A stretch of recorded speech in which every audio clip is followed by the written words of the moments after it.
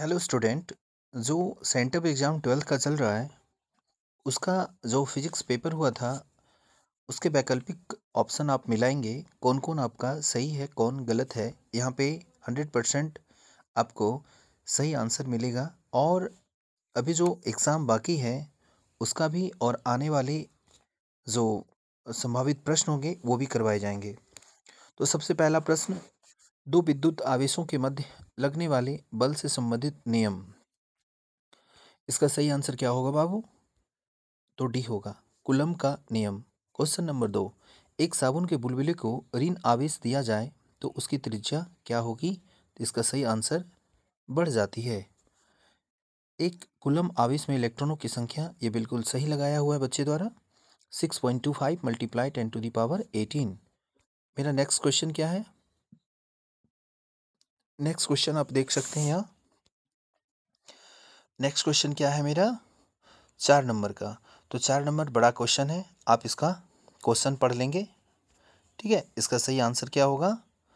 तो 4 नंबर का आप ए लगाएंगे, एफ बराबर एफ बटे 2। 5 नंबर का आप लगाएंगे, 5 नंबर में जो सवाल है आपका, दो समान आवेश क्यू परस्पर कुछ दूरी पर रखे हैं। क्वेश्चन आप पूरा पढ़ लेंगे तो 5 नंबर का आंसर आपका बी होगा। 5 नंबर का आंसर आपका बी होगा। ठीक है। क्वेश्चन नंबर 6 क्या कह रहा है? क्वेश्चन नंबर 6 कह रहा है मेरा, ऋण ऋण विद्युत बिंदु आवेश के चारों ओर बल रेखाएं होती है। तो इसका 6 नंबर का क्या हो जाएगा? 6 नंबर का आपका आंसर सी होगा। ठीक है, 6 नंबर का आंसर सी होगा। चलिए नेक्स्ट सवाल देखते हैं क्या है। नेक्स्ट देखिए क्या है, 7 नंबर।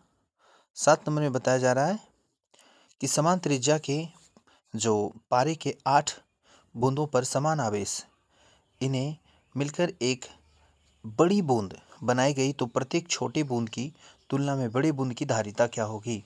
बहुत ही अच्छा क्वेश्चन है। जो पढ़े लिखे होंगे उन्हीं के लेवल का क्वेश्चन है, अन्यथा समझ में नहीं आएगा।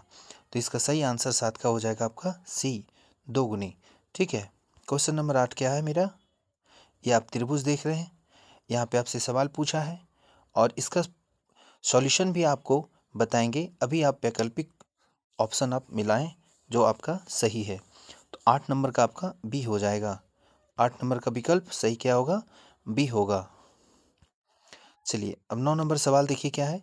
किसी चुंबक की जो आघूर्ण होती है वो क्या है? तो 9 नंबर का सही आंसर बी होगा। 9 नंबर का सही आंसर बी होगा। ठीक है, चलिए आगे बढ़ते हैं। आगे देखिए मेरे पास क्या सवाल है। आगे मेरे पास सवाल नंबर 10। सवाल नंबर 10 में क्या कह रहा है? जो क्वेश्चन है, एम चुंबकीय आघूर्ण वाले चुंबक को वेक्टर बी चुंबकीय क्षेत्र में उससे थीटा कोण पर घुमाने में कार्य किया जाता है। तो इसका सही आंसर क्या होगा? क्वेश्चन नंबर 10 का ऑप्शन डी हो जाएगा, M B into 1 minus cos theta. ठीक है। 11 नंबर क्वेश्चन क्या है? सी। 11 का आंसर क्या होगा? सी। ठीक है। क्यों? निम्नलिखित में से कौन विद्युत चुम्बकीय तरंग नहीं है? ये बहुत अच्छा क्वेश्चन था, इसलिए इसका डायरेक्ट आंसर सी कर लेंगे। 12 नंबर क्वेश्चन क्या है? निर्वात में प्रकाश की चाल सी, चुंबकशीलता तथा पराविद्युतांक के बीच का संबंध बताइए। ठीक है, तो यहाँ पर आपका ऑप्शन नंबर क्या हो जाएगा? सी। ठीक है, ऑप्शन सी होगा इसका राइट आंसर। ठीक है। 13 नंबर क्वेश्चन देखेंगे। तो जब प्रकाश कांच में प्रवेश करती है तो उसका तरंगदैर्घ्य क्या होता है? तो ऑप्शन नंबर ए होगा। इसका सही आंसर ऑप्शन नंबर ए होगा। ठीक है। 2 डायोप्टर, आप पूरा क्वेश्चन पढ़ेंगे, हम जल्दी जल्दी सिर्फ आपको ऑप्शन करवा रहे हैं। ठीक है, आप क्वेश्चन अपना पढ़ के मिला लेंगे। ठीक है, तो 14 नंबर का आप देखिए। 14 नंबर का आपका आंसर बी होगा। 14 नंबर का बी होगा। 15 नंबर का आंसर क्या होगा? 15 का डी होगा। 16 का क्या होगा बाबू? 16 का आंसर आपका सी हो जाएगा। ठीक है, अबिंदुकता। 17 का आपका सही ऑप्शन बी होगा, घटता है। ठीक है, आगे देखिए सवाल क्या है। तो अगला सवाल क्वेश्चन नंबर 18, इंद्रधनुष का निर्माण किस कारण से होती है? बहुत ही बढ़िया क्वेश्चन है। तो आपका 18 नंबर का क्वेश्चन का आंसर क्या हो जाएगा? सी। 18 का सी। ठीक है। 19 का क्या है? प्रकाश तरंग सिद्धांत से किसकी व्याख्या नहीं होती है? जो छोटा सवाल है वो पढ़ दे रहे हैं। ठीक है, 19 का सी हो जाएगा आपका। 20 का सही ऑप्शन क्या होगा? ए, 25:1। निम्नलिखित में कौन सबसे उत्तम एक वर्ण प्रकाश का स्रोत है? बहुत ही बढ़िया क्वेश्चन है, तो इसका आंसर डी हो जाएगा। ठीक है, आगे बढ़ते हैं। 7वां नंबर क्या है? जब सूक्ष्म दर्शी की जो नली की लंबाई बढ़ाई जाती है तब इसकी आवर्धन क्षमता क्या होगी? बहुत ही बढ़िया क्वेश्चन है। ठीक है, तो क्वेश्चन नंबर 22 का सही आंसर क्या होगा? ए, बढ़ जाती है, बढ़ती है। क्वेश्चन 23 का क्या होगा? क्वेश्चन 23 का सही आंसर सी होगा। ठीक है, क्वेश्चन 24 का सही आंसर क्या होगा? क्वेश्चन 24 का हो जाएगा आपका बी। ठीक है, क्वेश्चन 25 का आंसर क्या हो जाएगा? क्वेश्चन 25 का आपका सी हो जाएगा। ठीक है, आगे बढ़ते हैं। अब देखिए 26वां नंबर का क्वेश्चन है, एक पतले जो फिल्म के रंग का कारण क्या है? बहुत ही अच्छा क्वेश्चन, तो इसका आंसर बी हो जाएगा। ठीक है, इसका आंसर बाबू क्या होगा? बी होगा। ठीक है, 27 का आप क्वेश्चन पूरा पढ़ लेंगे। ऐसे जो नॉमरिकल दिए जा रहे हैं हम अपनी क्लास में करवाएंगे, आप लोग मेरे चैनल से जुड़े रहिए। 27 का क्या हुआ? 27 का सी हो जाएगा। 27 का सी। 28 का आप ये पढ़े होंगे, ब्रूस्टर का नियम बहुत ही बार पूछा जाता है एग्जाम में। ठीक है, तो इसका सही आंसर आपका क्या हो जाएगा? सी। क्या होगा? ठीक है, सी हो जाएगा। 29 का क्वेश्चन क्या है आपका? 29 का आपका जो आंसर होगा वो बी होगा। ठीक है, चलिए आगे बढ़ते हैं। जल्दी फटाफट हम लोग कर लेंगे आंसर, फिर इसके बाद केमिस्ट्री, उसके बाद और जो आने वाले सब्जेक्ट हैं उसका भी आंसर करवाएंगे। देखिए 30 नंबर का क्वेश्चन का सही आंसर क्या होगा आपका? 30 का सही आंसर हो जाएगा आपका बी। 30 का क्या हो जाएगा? बी। 31 का क्या हो जाएगा? तो 31 का आपका डी हो जाएगा। 31 का क्या हो जाएगा? डी। 32 का इलेक्ट्रॉन वोल्ट मापता है। बहुत ही हल्का क्वेश्चन है, बहुत ही इजी क्वेश्चन है। ठीक है, तो इलेक्ट्रॉन वोल्ट, ठीक है, इलेक्ट्रॉन वोल्ट क्या है हमारा? ऊर्जा है। ठीक है, 32 का क्या हो जाएगा? डी। 32 का डी। अब देखिए 33 का क्या है? प्लांक नियतांक की बीमा, बहुत ही अच्छा क्वेश्चन। तो 33 का क्या हो जाएगा मेरा आंसर? 33 का ए हो जाएगा। ml² T inverse. ठीक है, चलिए आगे बढ़ते हैं। आगे मेरा क्या है? उत्सर्जित फोटो इलेक्ट्रॉन की ऊर्जा निर्भर करती है। बहुत ही वीवीआई क्वेश्चन है ये। ठीक है, तो 34 का सही आंसर मेरा क्या हो जाएगा? सी। 34 का सी हो जाएगा। 35 क्या है मेरा?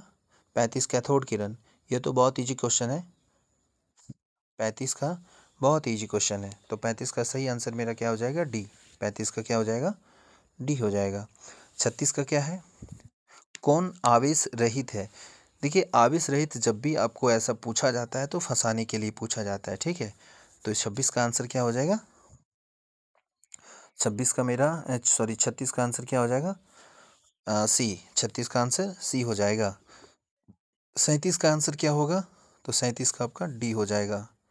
ठीक है, 38 का क्या है? जेड परमाणु क्रमांक वाले परमाणु कि किसी दी गई कक्षा में इलेक्ट्रॉन की ऊर्जा समानुपाती होती है। तो ये क्वेश्चन 38 नंबर का आंसर जो है आपका डी हो जाएगा। ठीक है, आगे बढ़ते हैं।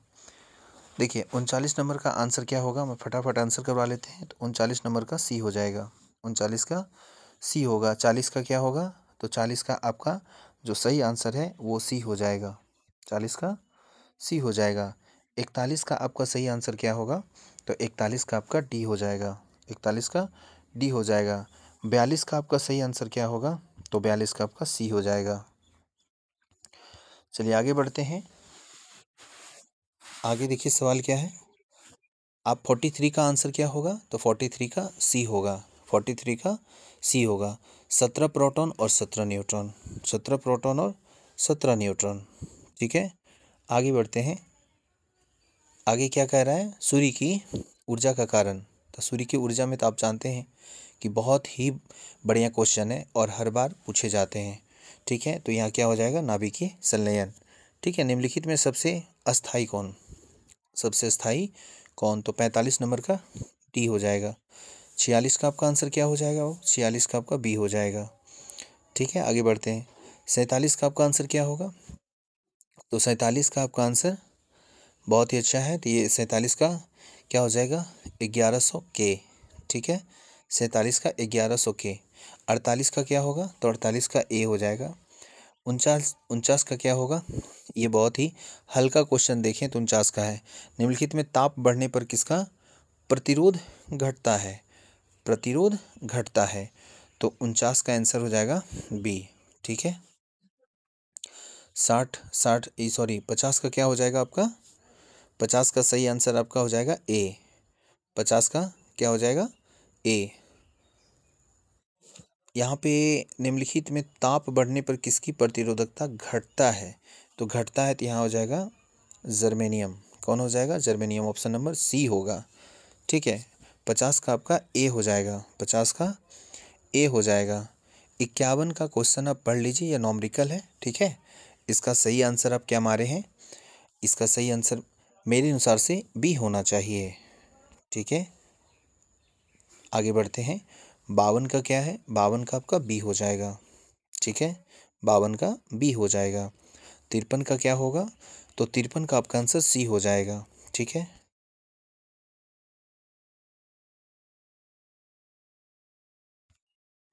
आगे का जो सवाल है उस पर चर्चा करते हैं। 54। तो 54 नंबर का आपका सही आंसर क्या हो जाएगा?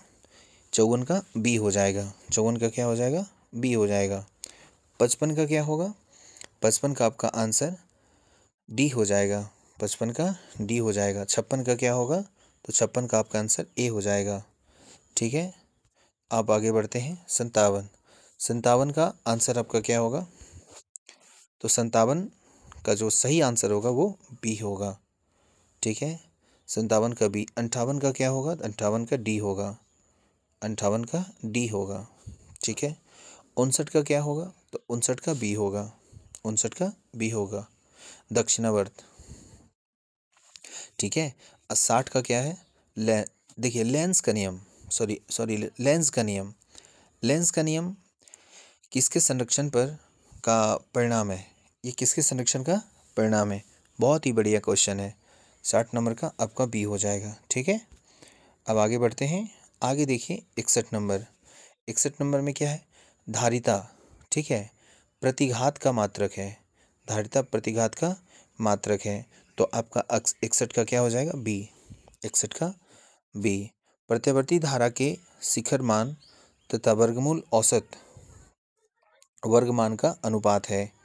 ठीक है। तो 62 का आपका सही आंसर क्या हो जाएगा? बी। 62 का बी हो जाएगा। 63 का क्या होगा? वो 63 का आपका बी हो जाएगा। 63 का भी बी हो जाएगा।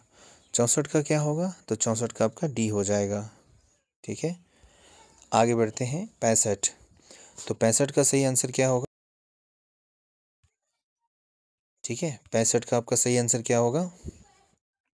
तो 65 का मेरा ए हो जाएगा। 65 का मेरा ए हो जाएगा। ठीक है। 65 का मेरा ए हो जाएगा। 66 का क्या होगा? तो 66 का मेरा ए हो जाएगा। 67 का क्या होगा? तो यहाँ पर 67 का हमारा बी हो जाएगा। ठीक है। अब लास्ट है हमारा 68, 69 और 70। एन टाइप अर्धचालक में मुख्य धारा वाहक होते हैं। तो एन टाइप जब भी आपसे पूछें एन टाइप, तो क्या हो जाएगा आपका आंसर? बी होगा। आंसर एन टाइप अर्धचालक में मुख्य धारा वाहक, तो इसका आंसर आपका डी हो जाएगा। क्या होगा? डी हो जाएगा। ठीक है। 69 का क्या है? O R gate. आप पढ़े होंगे, एंड गेट, नॉर गेट, और गेट ऐसे करके। ठीक है। तो और गेट के लिए जो बुलियन व्यंजक होता है वो क्या होता है? तो इसका सही आंसर आपका ए हो जाएगा। A plus B equal to D. ठीक है। 500 हर्ट्ज की जो श्रव्य आवृत्ति के आयाम मॉड्यूल तरंगों के लिए जो उपयुक्त वाहक आवृत्ति होती है बाबू, वो मेरा कितना होता है? ये ऑप्शन नंबर डी हो जाएगा, 50,000 हर्ट्ज। तो ये रहे मेरे सभी सॉल्यूशन। इसके बाद आपको नेक्स्ट सब्जेक्ट का भी सॉल्यूशन मिलेगा, तब तक आप लोग मन से पढ़िए।